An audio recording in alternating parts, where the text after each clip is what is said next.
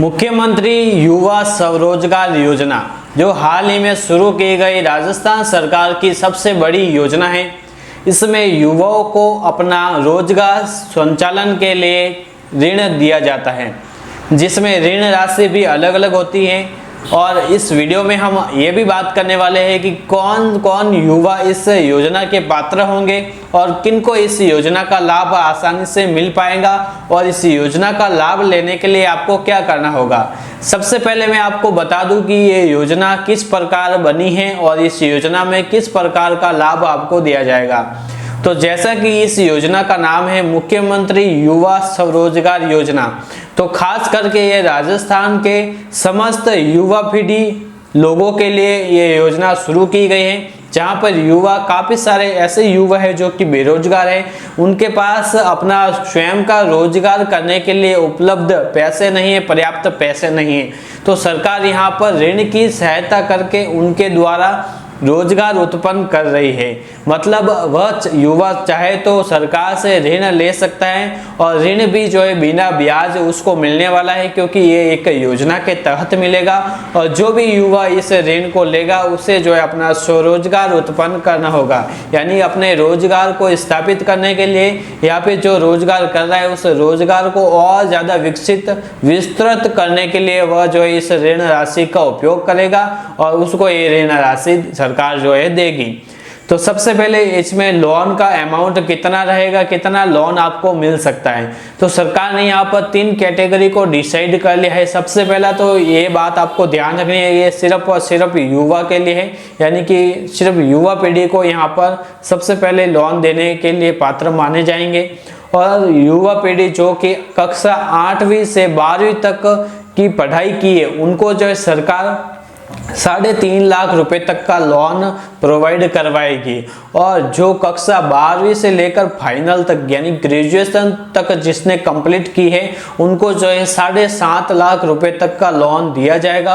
और जो ग्रेजुएशन से भी ऊपर की पढ़ाई कर चुके हैं उनको जो है मैक्सिमम 10 लाख रुपए तक का लोन सरकार द्वारा दिया जाएगा। और दोस्तों साथ ही यह लोन बिना ब्याज मिलेगा, इसमें 1% आपको ब्याज नहीं लगेगा।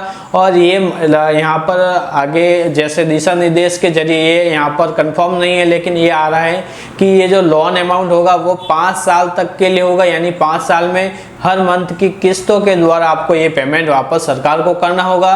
और सबसे खास और अच्छी बात ये है इस योजना में कि जो आपको लोन मिलेगा उसमें से भी आपको जो कुछ सब्सिडी मिलेगी, यानी कि लगभग आप जैसे कि आपने 10 लाख रुपए तक का लोन लिया तो यहाँ पर आपको जो कुछ % जो है आपको लोन का अमाउंट भी कम होगा, यानी कि कम लोन ही पे करना होगा। अगर आपने 10 लाख का लोन लिया तो यहाँ पर आपको 30 से 50 हजार रुपए तक का लोन अमाउंट में सब्सिडी भी मिलेगी। हाल फिलहाल ये कंफर्म नहीं है, लेकिन यहाँ पर ये दावा किया गया है कि सब्सिडी भी आपको जरूर मिलेगी, मुआवजा मिलेगा। ठीक है, तो लोन अमाउंट किस प्रकार किन युवाओं के लिए रहने वाला है वो तो मैंने इस वीडियो में बता दिया है, लेकिन आप इस योजना में घर बैठे कैसे अप्लाई कर पाएंगे वो प्रोसेस भी मैं इस वीडियो में आगे बताने वाला हूँ। तो इस वीडियो को पूरा देखिएगा।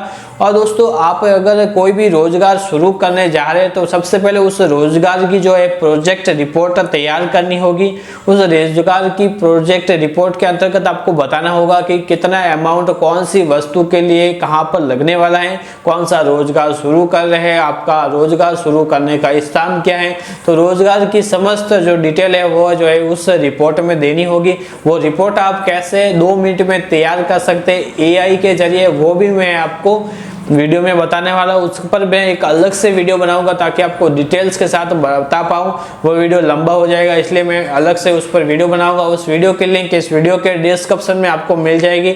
लेकिन सबसे पहले आपको इस वीडियो को देखना है कि फॉर्म को कैसे अप्लाई करना है, उसके बाद प्रोजेक्ट रिपोर्ट को रेडी करना है। तो चलिए हम इस वीडियो में जानते हैं कि कैसे आप मुख्यमंत्री युवा स्वरोजगार योजना में अप्लाई कर सकते हैं घर बैठे और कौन कौन से डॉक्यूमेंट लगने वाले हैं वो सब इस वीडियो में आपको बताने वाला हूँ। उससे पहले दोस्तों अगर आप हमारे YouTube चैनल पर पहली बार आए हो तो चैनल को सब्सक्राइब जरूर कीजिएगा, क्योंकि राजस्थान सरकार की समस्त सरकारी योजनाओं से रिलेटेड आपको हमारे YouTube चैनल पर समय समय पर जानकारी मिलती रहेगी। तो चैनल को सब्सक्राइब, वीडियो अच्छा लगे लाइक एंड जरूर कीजिएगा। इस वीडियो से रिलेटेड आपके मन में कुछ भी डाउट आते हैं तो कमेंट बॉक्स में जरूर बताएं, वहां पर भी हमें रिप्लाई मिल जाएगा। ठीक है, आपको रिप्लाई मिल जाएगा। और हमारे इंस्टाग्राम पेज को भी आप फॉलो कर सकते हैं, उसकी लिंक इस वीडियो के डिस्क्रिप्शन में मिल जाएगी। तो बिना कोई वक्त ज़्यादा बर्बाद किए चलिए वीडियो को स्टार्ट करते हैं। फॉर्म भरने के लिए सबसे पहले आपके पास SSO ID होनी चाहिए। अगर आपके पास SSO ID नहीं है तो आप पहले SSO ID को बना लीजिए, उसके बाद लॉगिन करना है। उसके बाद आपको जाना है सिटीजन ऐप्स के अंदर, ठीक है, जहाँ पर राजस्थान सरकार के जो भी योजना है सभी के यहाँ पर सिटीजन ऐप्स देखने को मिलेंगे। आपको अदर ऐप्स के ऑप्शन पर क्लिक कर लेना है। उसके बाद यहाँ पर सभी सिटीजन ऐप्स देखने को मिलेंगे। ऊपर की साइड में सर्च करना है मुख्यमंत्री युवा स्वरोजगार योजना, और आपको यहाँ पर इस प्रकार का एक लोगो मिल जाएगा मुख्यमंत्री स्वरोजगार योजना का। यहाँ पर आपको क्लिक कर लेना है। उसके बाद में मुख्यमंत्री युवा स्वरोजगार योजना का डैशबोर्ड ओपन होगा, जहाँ पर नया आवेदन करें के ऑप्शन पर आपको क्लिक करना है। और ये सभी कुछ करने से पहले आपको अपनी SSO ID को पहले अपडेट कर लेना है।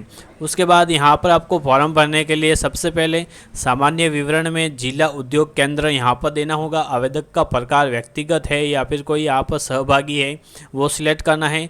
उसके बाद वास्तविक व्यवसाय क्या है उसकी गतिविधि का विवरण देना है। अगर आप सेवा है या विनिर्माण है या व्यापार है, ठीक है, सेवा में जैसे कि कोई डॉक्टर है, ठीक, कोई CA है वो सेवा में सर्च कर सकता है, या फिर कोई ई-मित्र धारक है तो वो भी सेवा दे रहा है।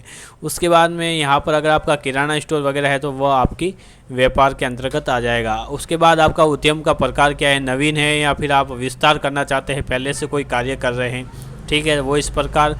उसके बाद आपको अपना जो व्यवसाय है वो किस कैटेगरी में आता है उस कैटेगरी को आपको सिलेक्ट कर लेना है, ठीक है। जैसे मैं ई-मित्र का है तो कंप्यूटर आधारित सेवाएं पे क्लिक करना है। उसके बाद यहाँ पर देखिए गेम हब या साइबर कैफ है, ठीक है, तो हमारा साइबर कैफ है, ई-मित्र रिलेटेड सर्विस है, तो यहाँ पर मैंने ये सिलेक्ट कर दिया है। वो आप अपने हिसाब से कैटेगरी को सिलेक्ट करिएगा। उसके बाद उद्यम की प्रकृति, आपका वास्तविक कार्य क्या है वो यहाँ पर सिलेक्ट करिएगा। अगर आपका किराना स्टोर है तो आप यहाँ पर किराना स्टोर टाइप कर सकते हैं। उसके बाद संभावित रोजगार संख्या में, इसका मतलब ये है कि आप जो भी व्यापार कर रहे हैं या फिर जो भी व्यापार करने वाले हैं, ठीक है, उसमें जो व्यक्ति होंगे वो कितने होंगे, ठीक है। जैसे कि ई-मित्र का कार्य कर रहे हैं तो 2 व्यक्ति लगे हुए हैं, 2 को रोजगार मिलेगा। उसके बाद आप अपना पैन कार्ड नंबर यहाँ पर, अगर आपके पैन कार्ड नंबर बना हुआ है तो पैन कार्ड नंबर ज़रूर लिखें, अगर नहीं बना हुआ है तो कोई बात नहीं, अगर बना हुआ है तो यहाँ पर अनिवार्य रूप से लिखेगा। उसके बाद आगे बढ़े के ऑप्शन पर आपको क्लिक कर लेना है।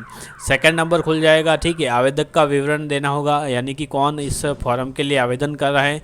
उसके बाद आपकी संस्था का नाम यानी कि आपकी शॉप का नाम यहाँ पर टाइप कर लेना है, ठीक है।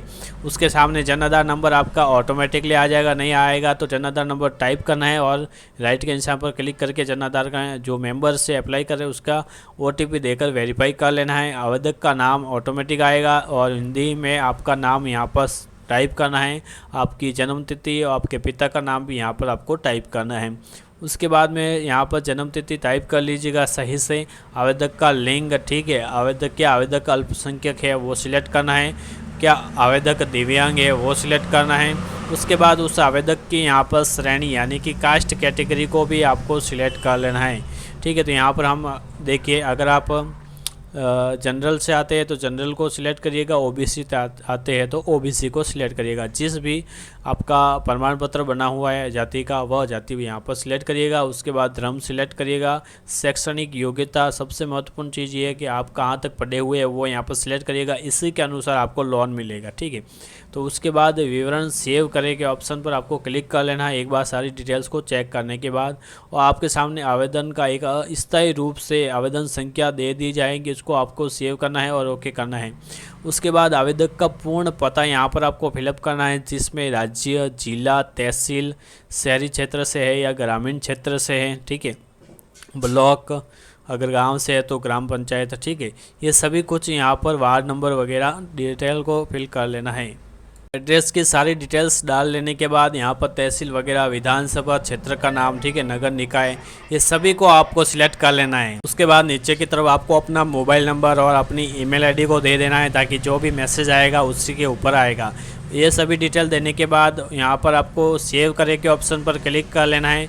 नेक्स्ट पेज पे आप ओपन हो जाएंगे, जहाँ पर आपको डालना है कि आपको कितना लोन चाहिए। ठीक है, जैसे कि मेरी केस में मैंने यहाँ पर 12th क्लास तक सिलेक्ट किया है, तो यहाँ पर मुझे 3.5 लाख रुपए तक का लोन मिलेगा, लेकिन मैं यहाँ पर 3 लाख रुपए तक का लेना चाहता हूँ। तो पूंजीगत ऋण में मैंने यहाँ पर 2.5 लाख रुपए लिखे और कार्यशील पूंजी में मैंने 50,000 रुपये लिखे हैं।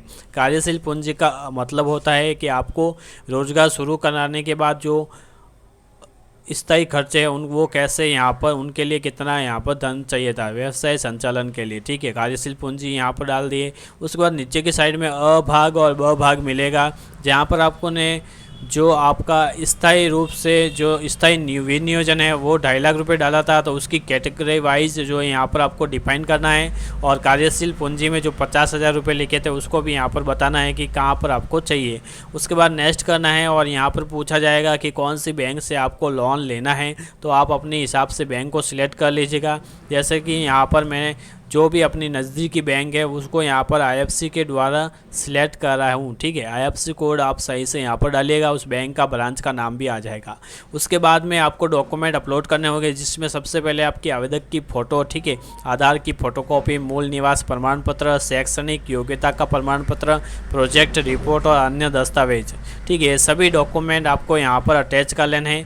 आवेदक की फ़ोटो यहाँ पर लिखा हुआ है जो कि टिप्पणी में डालना है, जो कि आप ब्यौरा लिखा हुआ है वही आपको कॉपी पेस्ट करके टिप्पणी के अंतर्गत डाल देना है। उसके बाद यहाँ पर जो प्रोजेक्ट रिपोर्ट है वो कैसे तैयार करनी है उसके लिए मैंने एक अलग से वीडियो बना रखा है, उस वीडियो की लिंक इस वीडियो के डिस्क्रिप्शन में मिल जाएगी। ठीक है, वो वीडियो आप देख लीजिएगा। और प्रोजेक्ट रिपोर्ट कैसे तैयार करनी है मैंने उस वीडियो में बता रखा है। ये सभी डॉक्यूमेंट आपको 1 MB के अंदर PDF पर अपलोड करनी है और आवेदन फॉर्म जमा करने के ऑप्शन पर क्लिक करना है, तो आपका जो फॉर्म है वो ऑनलाइन सबमिट हो जाएगा। ठीक है, आवेदन संख्या भी आपको यहाँ पर देखने को मिल जाएगी। उसके बाद में यहाँ पर ओके करना है।